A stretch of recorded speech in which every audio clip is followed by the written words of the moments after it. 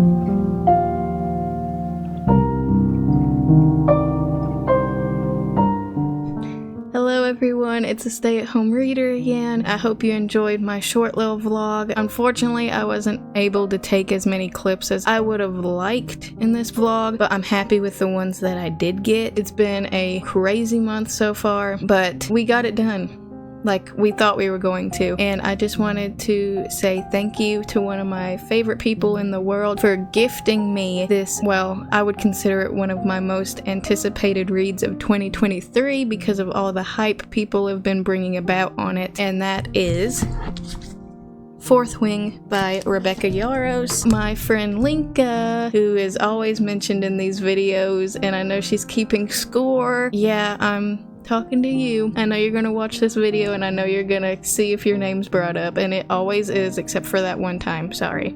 And she gave me this book as an early birthday present, so thank you so very much for giving me this book to read and discuss with you. And without further ado, let's get into it. So the first part of this video of me talking is gonna be spoiler free, and then the second part's gonna be a bit of a spoiler rant, vent, sharing all my thoughts on what I read type deal. So yeah, First of all, if you don't know and if you haven't read this book, there is going to be another book coming out next year or late this year, I believe. I'm not caught up with new releases. I haven't quite figured out how to do that yet, like keep up to date with all the releases of books being brought out and everything. This is the first installment of this series. Not sure if it's going to be a sequel or a series actually. I gave this book a 3.75 stars. I love that people found a book that they really enjoy. I'm happy that so many people loved this book, but I didn't get all of the hype. I really enjoyed it. Even though I gave it a 3.75 star, I actually really enjoyed this book. I was just nitpicky about some things because it is fantasy, and fantasy is one of my favorite genres. If you know me, I'm not a big romance girly. Oh, really? Continuing on that path, let's just first talk about the synopsis for the people who don't know about this book, which is probably impossible at this point if you have an Instagram or a YouTube or Book Talk or anything like that, because I feel like this has been discussed on all bookish platforms. Anyways, this book follows a woman, is what I guess I could say, a woman whose name is Violet Sorrengail. She is the daughter of the Riders.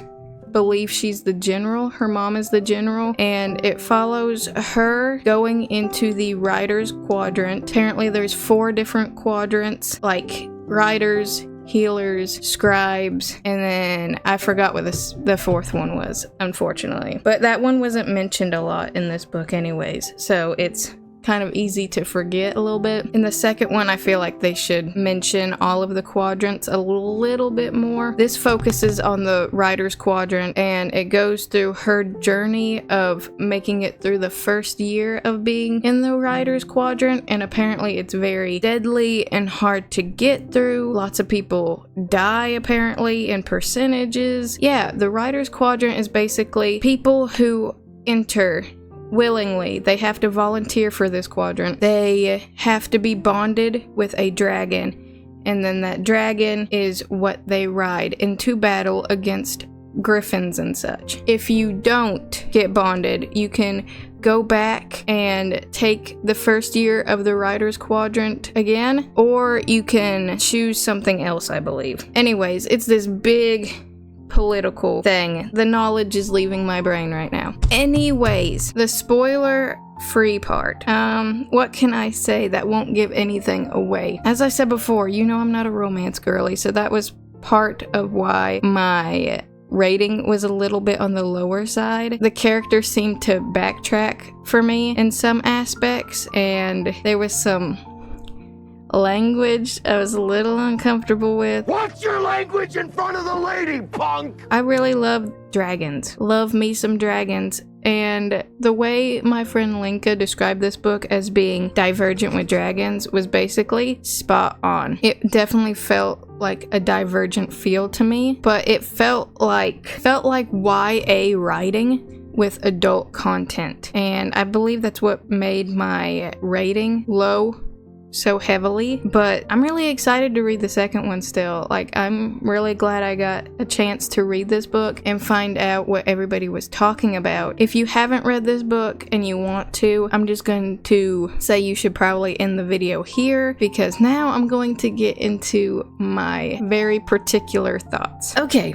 I thought this book was going to be about dragons, but it turned out to be mostly about roosters. If you have read the book, you know what I'm talking about. Most of my highlights in this book are from Xaden. I absolutely loved his character, and he was my favorite, obviously. Really hated Dane. Iffy about Violet, but the one thing that got me about Xaden was his use of words in I don't know how to word this so YouTube will let me, but in the scenes, his use of wording about roosters and her trying to describe herself in a flower aspect, it really got to me and it made me cringe, and most of the time I was just doing this the whole time I was reading those scenes, and I wasn't expecting this book to be like that. The first half, I felt it could have turned it up on the fantasy a little bit more.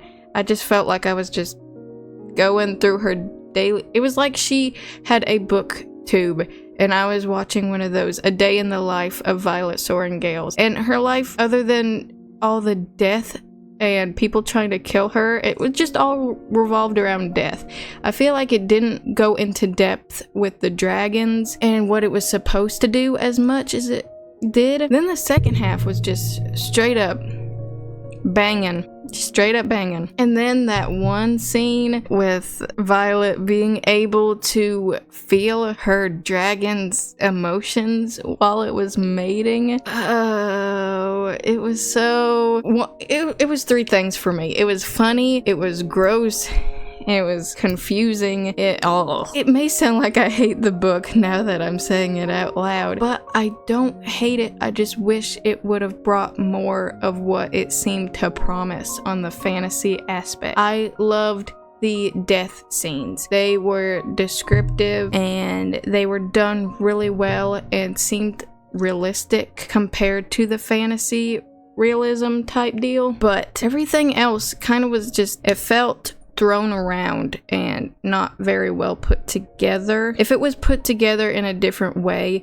instead of all the banging being at the end, it could have spread it around more to make it feel more complete. I feel like the first half was what I wanted in the book, but a little toned down, and then the second half was just romance begging for a man's attention. This whole book was about her journey of trying to prove to herself that she is more than what people think she is.